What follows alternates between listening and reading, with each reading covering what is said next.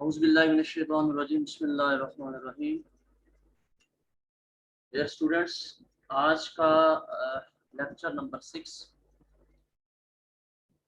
हम पढ़ेंगे, जिसमें टॉपिक्स हैं हमारे problem solving and its phases और steps by software development method. हमने प्रॉब्लम को सॉल्व करना है, ठीक है, किस तरीके के साथ? बाय सॉफ्टवेयर डेवलपमेंट मेथड के जरिए। ये आज का हमारा टॉपिक रहेगा, तो इंशाल्लाह इसको डिटेल में मैं डिस्कस करता हूँ। देखो, प्रॉब्लम्स तो हमारी लाइफ में डेली बड़े आते हैं स्टूडेंट्स। डेली हम पता नहीं कितने प्रॉब्लम्स को सॉल्व करते हैं। तो प्रॉब्लम सॉल्विंग ये टेक्निक्स हैं, डिफरेंट टाइप्स की होती हैं।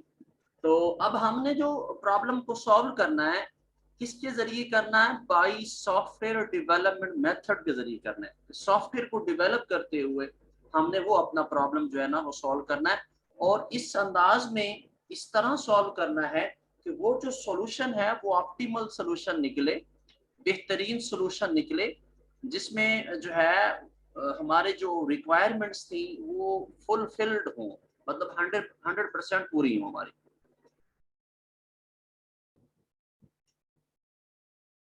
तो मतलब डेली हम प्रॉब्लम को सॉल्व करते हैं।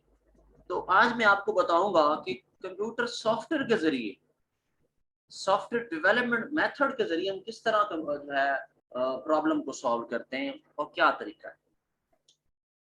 स्टूडेंट्स, इसको जरा पढ़ लेते हैं। प्रॉब्लम सॉल्विंग एक्चुअली होती क्या है स्टूडेंट्स? प्रॉब्लम सॉल्विंग असल में मसाइल को हल करना है, प्रॉब्लम को हल करना है। एक मसला आ गया, आपने उसको सॉल्व करना है, कैसे करना है? मिसाल के तौर पे आपने यहाँ से मुल्तान जाना है, आपके लिए मसला है, आपका प्रॉब्लम है, आपने पेपर देने जाना है, मुल्तान जाना है, एक प्रॉब्लम है आपके लिए। अब वो प्रॉब्लम के solution, there are many solution of a one single problem. एक प्रॉब्लम के मैनी सॉल्यूशंस हैं, आपने वहां से बेहतरीन सॉल्यूशन अडॉप्ट करना है। कौन सा बेहतरीन सॉल्यूशन है जिससे खर्चा भी कम हो, थकान भी ना हो, और मेरी जो रिक्वायरमेंट्स हैं मैं इजीली वहां टाइमली वहां पहुंच जाऊं। मतलब हमें वो बेहतरीन रास्ता इख्तियार करना है। हमारे पास बाइक, हम बाइक पे भी जा सकते हैं, कार पे भी, बस पे भी जा सकते हैं, मोटर पे भी जा सकते हैं, मोटरवे पे भी, ये बाकी दरमियान से रोड्स हैं वहां से भी हम जा सकते हैं। तो बहरहाल हमारे पास काफी सारे ऑप्शंस अवेलेबल है, हमने वो ऑप्शन अवेल करना है जो बेहतरीन हो। तो ये चीज जो है प्रॉब्लम सॉल्विंग है, इसमें हम बेहतरीन हिकमत अमली करके एक बेहतरीन रिजल्ट्स निकालते हैं, हम जो है ना सोल्यूशन करते हैं प्रॉब्लम का। आज बहरहाल हमने जो आज हिकमत अमली अपनानी है वो सॉफ्टवेयर डेवलपमेंट मेथड के जरिए हमने प्रॉब्लम को सॉल्व करना है। तो हम पढ़ लेते हैं सॉफ्टवेयर डेवलपमेंट मेथड क्या है। Programming is problem solving activity. Programming actually क्या है स्टूडेंट्स? प्रॉब्लम को सॉल्व करने की एक एक्टिविटी है, जिसमें हम मुख्तलिफ प्रॉब्लम्स को सॉल्व करते हैं बाई कोडिंग, बाई प्रोग्रामिंग। और प्रोग्रामिंग हम कुछ लैंग्वेजेस होती हैं जिनमें हम वो प्रोग्रामिंग करते हैं, पहले बता चुका हूँ। जिस तरह सी हमारी लैंग्वेज है, आप लोग प्रोग्रामिंग कर रहे हैं, थोड़ी बहुत कोडिंग कर रहे हैं। सी प्लस प्लस है, जावा है, Fortran, BASIC, COBOL, there are many types of programming languages. High level भी होती हैं, ये सारी हाई लेवल है, लो लेवल भी है। तो लो लेवल में कोडिंग करना मुश्किल, आपको पता है। बहरहाल प्रोग्रामिंग जो है ये लैंग्वेजेस के अंदर होती है, और वो जो लैंग्वेज हाई लेवल भी कहलाती हैं, लो लेवल भी कहलाती हैं। हम जो यूज कर रहे हैं वो सी लैंग्वेज है, वो हमारी हाई लेवल है। तो उसके अंदर जो प्रोग्रामिंग है वो एक क्या है, प्रॉब्लम को सॉल्व करने की एक्टिविटी है। हम अपने मसाल को हल करते हैं, ठीक है ना। उसमें हम सॉफ्टवेयर को डेवलप करते हैं, सॉफ्टवेयर बनाते हैं। ये जो हम प्रोग्राम बनाते हैं ना, प्रोग्राम का दूसरा नाम स्टूडेंट सॉफ्टवेयर होता है। If you are a good problem solver, अगर आप एक अच्छे प्रॉब्लम सॉल्वर हैं, तो you have the potential to become a good programmer. तो आप में इतनी सख्त, इतनी पोटेंशियल होनी चाहिए कि आप एक अच्छे प्रोग्रामर बने। कहने का मकसद ये है कि अच्छा जो प्रॉब्लम को सॉल्व करने वाला बंदा है वही अच्छा प्रोग्रामर बन सकता है। या आप ये भी कह सकते हो कि अच्छा प्रोग्रामर जो है ना वो एक अच्छा प्रॉब्लम सॉल्वर भी होगा। ठीक है ना। एक दो तरह के लोग होते हैं, एक ना बड़े प्रॉब्लम क्रिएटर होते हैं और कुछ लोग प्रॉब्लम सॉल्वर होते हैं। स्टूडेंट, प्रोग्रामिंग करने वाला बंदा वो प्रोग्रामर कहलाता है, और जो बंदा प्रोग्रामर होगा वो उतना ही अच्छा प्रॉब्लम सॉल्वर होगा, वो क्रिएटर नहीं होगा, प्रॉब्लम सॉल्वर होगा, प्रॉब्लम को सॉल्व करने वाला बंदा होगा। ठीक है। तो therefore one goal of this book is to help you improve your problem solving ability। इस बुक में आप जो है इम्प्रूव करोगे अपनी प्रॉब्लम्स को by solving software development method. आपने सॉफ्टवेयर डेवलपमेंट मेथड के जरिए आपने अपने मसाइल को, प्रॉब्लम्स को सॉल्व करना है। तो problem solving methods are covered in many subject areas. Problem solving method जो है ना, हर सब्जेक्ट के अपने अपने होते हैं स्टूडेंट्स। इंग्लिश के अलग है, उर्दू के अलग है, कंप्यूटर के अलग है। जिस तरह बिजनेस स्टूडेंट्स जो हैं वो लर्न करते हैं to solve problems with a system approach, while जबकि इंजीनियरिंग वाले स्टूडेंट्स या साइंस वाले जो स्टूडेंट्स हैं वो अपनी इंजीनियरिंग और साइंटिफिक मेथड के जरिए अपने प्रॉब्लम्स को सॉल्व करते हैं। तो स्टूडेंट, हम लोग जो हैं, हम कंप्यूटर साइंस के स्टूडेंट्स हैं, तो हम लोग जो प्रोग्राम मतलब प्रॉब्लम सॉल्व करेंगे, तो वो जो हम प्रोग्राम सॉल्व करेंगे वो किसके तहत करेंगे? By use software development method. तो प्रोग्रामर्स लोग जो हैं या हम लोग जो कंप्यूटर यूज करते हैं, हमने जब प्रोग्रामिंग के अंदर रहते हुए प्रोग्राम्स बनाने हैं या डेवलप करने हैं, तो कंप्यूटर के जरिए हम जो प्रॉब्लम सॉल्व करेंगे तो वो क्या तरीका कहलाएगा? By use software development method. आपने सॉफ्टवेयर को डेवलपमेंट वाला तरीका जो है ना वो अडॉप्ट करना, जिससे आप जो है ना हम अपने मसाइल को सॉल्व करेंगे। स्टूडेंट्स, किसी भी प्रॉब्लम को सॉल्व करने के लिए बाय सॉफ्टवेयर डेवलपमेंट मेथड ये 6 स्टेप्स हैं हमारे पास बुक्स में 5 भी होते हैं, बाद में 7 भी होते हैं। तो आपकी बुक में जो रिकमेंडेड बुक है उसमें स्टूडेंट 6 हैं, तो हम इसी पे बात करेंगे कि सॉफ्टवेयर को डेवलप करने का जो मेथड है वो किस तरह है। एक्चुअली सॉफ्टवेयर जो डेवलप आप कर रहे हो, ये आप एक प्रॉब्लम को सॉल्व कर रहे हो, एक प्रॉब्लम को आप सॉल्व कर रहे हो by software development method. Problem कई तरह के आएंगे, हमने हर प्रॉब्लम को इन 6 फेसेस में रहते हुए सॉल्व करना है students. First of all, specify the problem requirements. सबसे पहली बात, प्रॉब्लम की रिक्वायरमेंट्स क्या है। एक्चुअली प्रॉब्लम क्या है, हमने ये समझना है। हमारा मसला क्या है, किस तरह का प्रोग्राम हम बनाना चाह रहे हैं, उसमें क्या इनपुट्स हैं, क्या आउटपुट्स हैं, क्या फार्मूला लगाना है, कौन सा मेथड यूज करना है, कौन सा फार्मूला, कौन सा लॉजिक यूज करना है। ये चीज है प्रॉब्लम। स्टूडेंट, वेरी इंपॉर्टेंट है। देखो, जब तक मसले की, प्रॉब्लम की समझ नहीं आएगी, हम उसका सोल्यूशन नहीं निकाल सकते। तो पहले प्रॉब्लम को समझना जरूरी है। Number 2, analyse the problem. ये भी वही चीज ही है, उससे मजीद आगे कि प्रॉब्लम आपको पता होना चाहिए। प्रॉब्लम क्या है आपका, एनालाइज उससे करें। इसमें काफी सारी चीजें, प्रॉब्लम का नाम क्या है, what is the problem, problem क्या है, अच्छा क्या इनपुट्स है, क्या प्रोसीजर है, क्या आप रिक्वायरमेंट्स क्या है, चाहते क्या है आप। ठीक है ना। तो ये चीज एनालाइज करनी है आपने, प्रॉब्लम क्या है। ठीक है ना। तो इसमें वैसे बास बुक्स में 5 W's कहते हैं, उसको एनालाइज करना, वो एनालाइज है। 5 W's का मतलब होता है व्हाट इज द प्रॉब्लम। पहला उसमें होता है what is the problem, problem क्या है। फिर हु इज द प्रॉब्लम, किस बंदे को प्रॉब्लम है, इस चीज को एनालाइज कहते हैं। Where is the problem, problem कहाँ है, कब हुआ प्रॉब्लम, क्यों हुआ। मतलब ये चीजें 5 W's कहते हैं। यहाँ तो नहीं है, मतलब मैं अपना नॉलेज शेयर किया।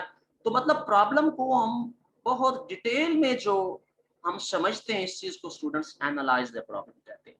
जब हमें प्रॉब्लम को हम एनालाइज कर देंगे, उसकी तशखीस कर देंगे, उसको समझ लेंगे कि प्रॉब्लम ये है, तो फिर उसका सोल्यूशन वेरी सिंपल, वो इजीली हम सोल्यूशन निकाल सकते हैं।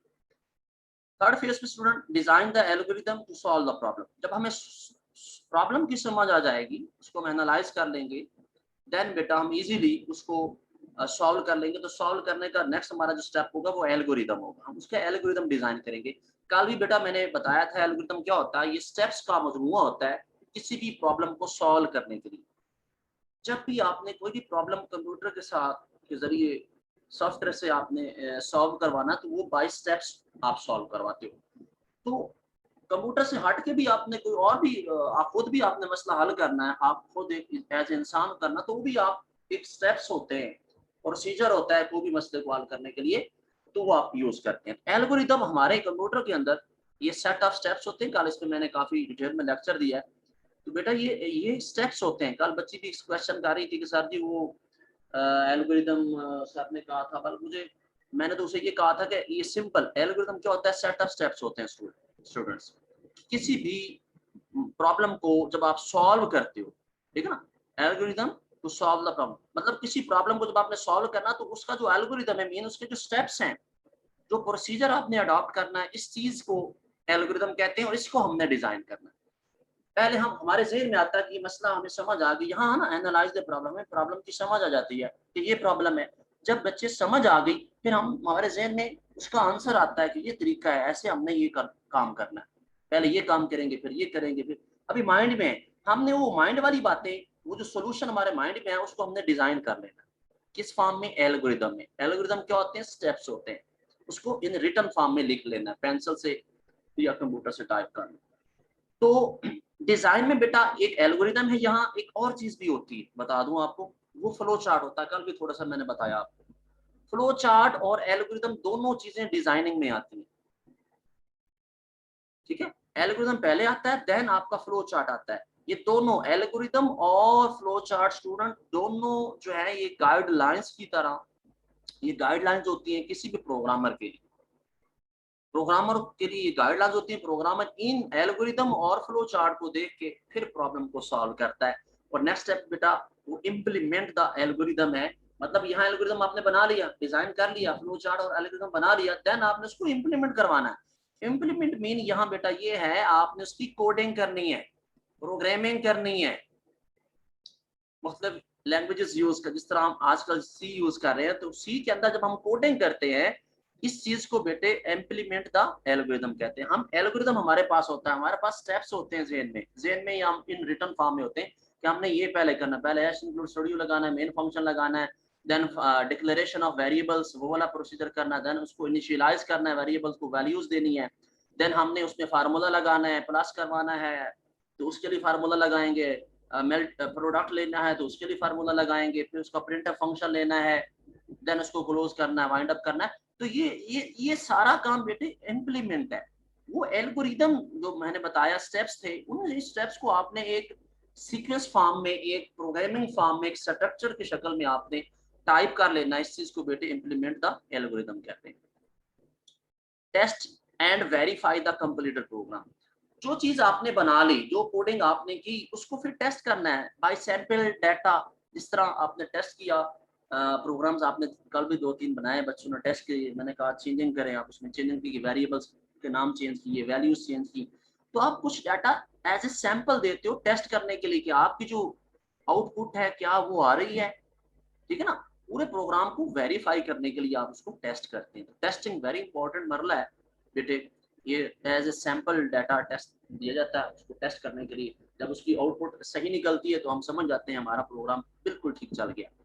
जब प्रोग्राम चल जाता है, टेस्ट हो जाता है, प्रोग्राम सही चल गया, रिक्वायरमेंट्स जो हमारी थी वो आ गई, देन हम उसको मेंटेन करते हैं। नेक्स्ट स्टेप क्या होता है? मेंटेन करना।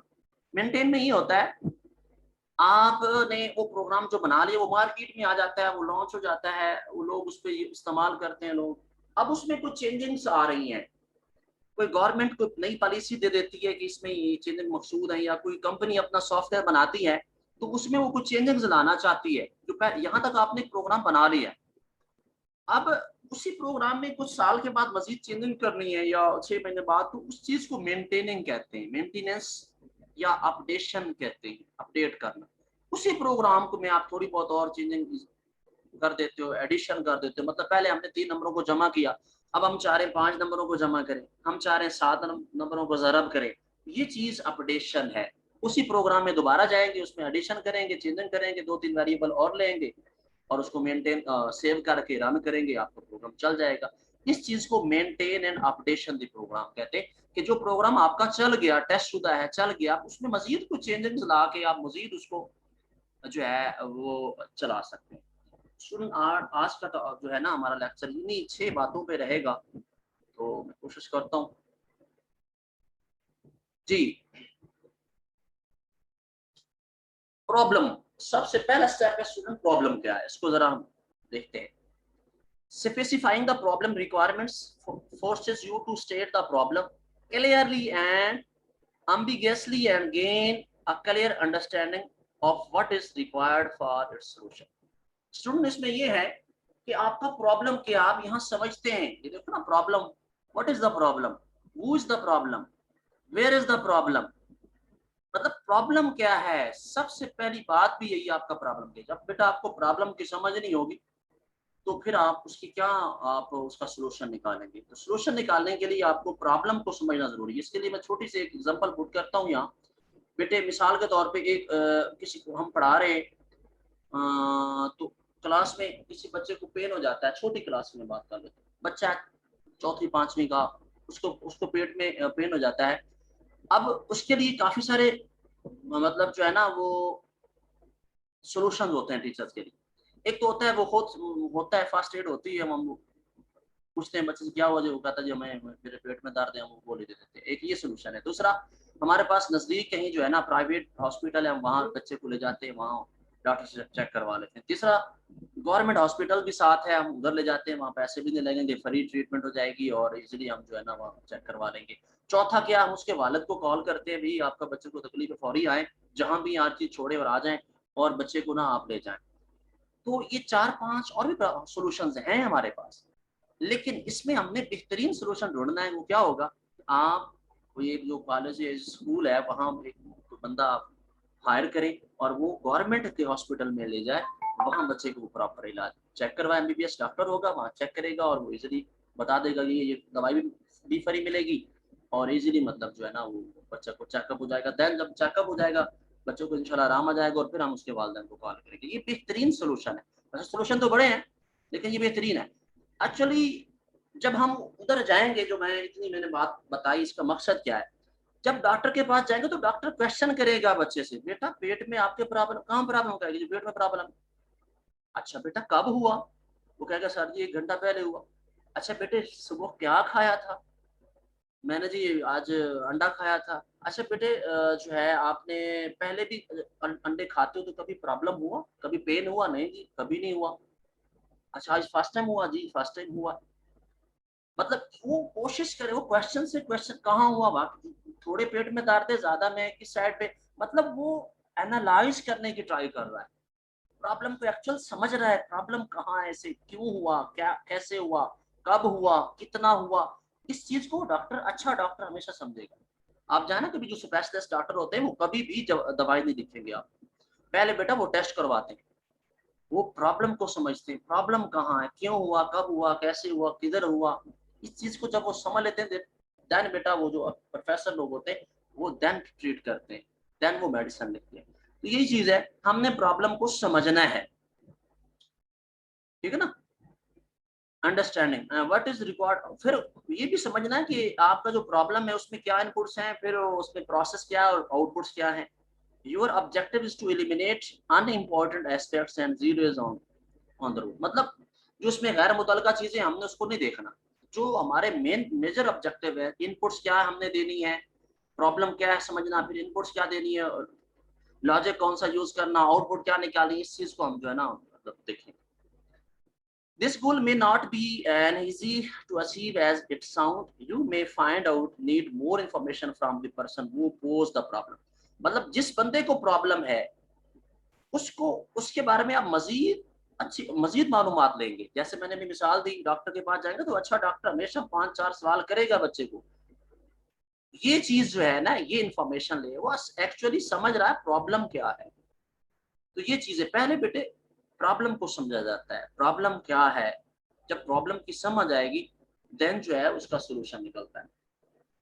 नंबर 2 एनालाइज है। Analysing the problem involves identifying the problem. ये भी वही चीज है, इसमें आप आइडेंटिफाई कर रहे होते हैं प्रॉब्लम को, उसको देख रहे होते हो कि प्रॉब्लम एक्चुअली क्या है, इसमें इनपुट्स क्या हैं, आउटपुट्स क्या हैं, ठीक है, एडिशनली रिक्वायरमेंट्स क्या है, इजाफी जो हैं, जो कंपलसरी है वो क्या है, जो इजाफी है वो क्या है।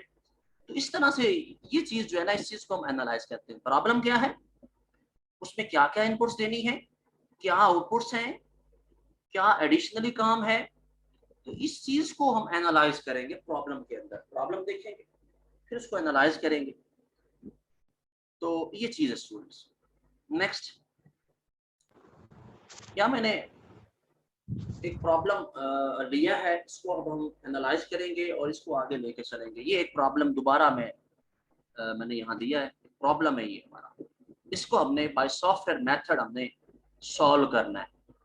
कन्वर्टिंग माइल्स टू किलोमीटर, ये एक्चुअल हमारा प्रॉब्लम है। कन्वर्ट करना मील्स को किलोमीटर्स में तब्दील करना। मील सफर होता है, डिस्टेंस होता है, इसको हमने किलोमीटर्स में तब्दील करना। तो ये एक्चुअली हमारा ये प्रॉब्लम है। अब ये प्रॉब्लम की जो ये चीज है, इसको हम समझते हैं क्या है। वो कहता है your summer surveying job requires you to study some maps that give the distance in kilometer and some that use miles। मतलब आप छुट्टियों में कहीं जॉब वगैरह कुछ करना चाह रहे हैं, छुट्टियों में कोई काम करना चाह रहे हैं, हम कहते हैं कि हम स्टडी करें कोई मैप्स के बारे में। कुछ मैप्स हैं, ठीक है, और वो उसका आपने डिस्टेंस जो है ना किलोमीटर्स में लेना है और माइल्स में लेना है। इस तरह से आप कोई मालूमात लेना चाह रहे हैं। तो you and your co-worker, आप और आपकी जो टीम है, prefer to deal in matrix measurements, write a program that perform the necessary conversion. कहता है एक प्रोग्राम लिखे जो इस तरह माइल्स को किलोमीटर्स में तब्दील करे। एक्चुअली ये प्रॉब्लम है। हमें जब प्रॉब्लम की समझ आ जाएगी कि हमने माइल्स को किलोमीटर्स में तब्दील करना है, तो फिर हम जो है ना आगे इसको एनालाइज करेंगे, इसको मजीद समझेंगे और फिर आगे देखेंगे। एनालाइज में ये चीजें, इनपुट्स क्या हैं, आउटपुट्स क्या हैं, फार्मूला कौन सा यूज करना है, इसके अगेंस्ट, इस प्रॉब्लम के अगेंस्ट हमने क्या क्या चीजें इनपुट करवानी है, क्या आउटपुट लेनी है और क्या फार्मूला यूज करना। तो ये चीजें तीन बेटा, ये चीज, इसको एनालाइज करना, इसको देखना, ये चीज एनालिसिस है स्टूडेंट्स। ये एक्चुअली पहला प्रोग्राम समझा कि प्रोग्राम क्या है। हमने जो है ना मील्स को किलोमीटर्स को या मील्स को किलोमीटर में तब्दील करना है। ये एक हमारा प्रॉब्लम है, ये सारा एक प्रॉब्लम है, समझ आ गई में। अब हमने इसको सबसे पहले क्या स्टेप होगा, फर्स्ट स्टेप वो कहते हैं solving this problem is to determine what you are asked to do. आपने करना क्या है, you must convert from one system of measurement to another. आप एक चीज से दूसरी चीज में तब्दीली करना चाह रहे हैं, कन्वर्ट करना चाह रहे हैं। मतलब माइल्स को आप किलोमीटर्स में तब्दील करना चाह रहे हैं। एक मेजरमेंट आपकी माइल्स में है, ठीक है, उसको आप किलोमीटर्स में तब्दील करना चाह रहे हैं। But you are suppose to convert from kilometre to mile और वाइस वर्सा। इस तरह मतलब आप किलोमीटर्स को मीटर्स में, माइल्स में, या माइल्स को किलोमीटर में आप तब्दील करना चाहते हैं। तो this problem states that you prefer to deal in metric measurement, so you must convert distance measurement in miles to kilometer। कहता तो जरूरी है कि आप जो डिस्टेंस है वो उसको आप मेजर करो माइल्स को किलोमीटर्स में। therefore the problem inputs is distance in miles and the relationship between miles and। आपने फिर ये देखना है, जब आपने हमें ये समझ आ गई कि हमने माइल्स को किलोमीटर्स में तब्दील तो करना है, समझ आ गई। अब हम देखेंगे माइल्स और किलोमीटर्स का आपस में रिलेशनशिप क्या है। ये चीज ये देखें, consulting a matric table shows that 1 mile equals this kilometre. मतलब एक मील में 1.609 किलोमीटर होते हैं। ये चीज है माइल्स और किलोमीटर्स के दरमियान जो ये रिलेशनशिप है बेटा, वो ये चीज है कि हमने माइल्स को किलोमीटर में जब तब्दील करना तो उसका आपस में रिलेशनशिप क्या है, वो किसके इक्वल है। 1 मील जो होता है, 1 माइल, वो 1.609 किलोमीटर के बराबर होता है बेटा। ये चीज रिलेशनशिप है, ये भी हम एनालाइज में करेंगे। इनपुट्स हम क्या दे रहे हैं, माइल्स, आउटपुट क्या ले रहे हैं, किलोमीटर्स, और इनके दरमियान जो फार्मूला है वो क्या है, वो ये चीज है 1 mile is equal to 1.609 kilometre. ये हमारा रेलेवेंट फार्मूला है, हमने इसको यूज करना है। अच्छा, फिर रिक्वायरमेंट में इनपुट्स क्या है, माइल्स, ये इनपुट है, ये हमने डाटा देना है। और आउटपुट क्या रिक्वायर है हमें, वो किलोमीटर्स रिक्वायर है कि हमने माइल्स देने, कंप्यूटर हमें प्रोसेस करके किलोमीटर्स दे। जब हम माइल्स दें, माइल्स में डाटा देंगे, वो हमें किलोमीटर्स में आउटपुट देगा। तो इसके दरमियान वो कैसे देगा, उसको कोई हम इंस्ट्रक्शन देंगे और वो इंस्ट्रक्शन इस फार्मूले के तहत होगी कि 1 mile is equal to 1.609 kilometre है। हम फिर ये फार्मूला यूज करेंगे। तो स्टूडेंट ये तीनों चीजें जो है, इनपुट्स क्या है, आउटपुट्स क्या दरकार है, और ये इनपुट और आउटपुट लेने के दरमियान इनका जो रिलेशनशिप, माइल्स और किलोमीटर्स हम मतलब माइल्स दे रहे हैं, किलोमीटर्स ले रहे हैं, इनका आपस में रिलेशनशिप क्या है, वो ये चीज है। इसको जब हम स्टडी करेंगे, जब हमें ये चीज की समझ आ जाएगी, तो इन तीनों चीजों को निकालना, इनपुट्स क्या है, आउटपुट्स क्या है, फार्मूला क्या आएगा, इस चीज को स्टूडेंट एनालाइज कहते हैं। यहाँ अब आपने इस प्रॉब्लम, ये प्रॉब्लम था, इस प्रॉब्लम को आपने यहाँ एनालाइज कर लिया। ये तीन चीजें जब आपको मिल गई, आपको समझ आ गई कि ये इनपुट्स हैं, माइल्स इनपुट्स हैं, किलोमीटर्स में आउटपुट लेनी है, और ये फार्मूला है माइल्स को किलोमीटर में तब्दील करने का। तो बेटा जब आपको ये तीन चीजें समझ आ जाएंगी, आप समझ जाएंगे आपने एनालाइज कर दिया, आपने इस प्रॉब्लम को एनालाइज कर दिया।